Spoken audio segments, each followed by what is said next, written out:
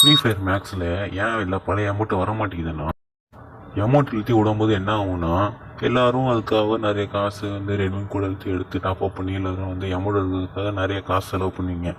அதெல்லாம் கர்னாவுக்கு லாபமாக தான் போகும்.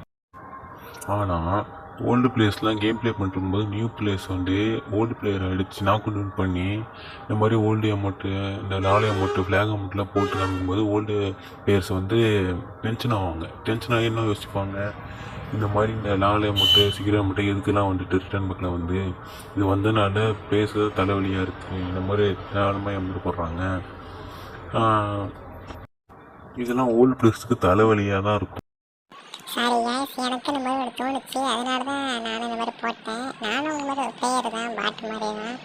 இதை யாரும் சீரியஸாக எடுத்துக்காதீங்க, தயவுசெய்து மன்னிச்சிடுங்க. எனக்கு ஒரு தோணுச்சு, அதனால தான் போட்டேன். இதுக்காக யாரும் திட்டாதீங்க என்ன. ப்ளீஸ். தேங்க்யூ.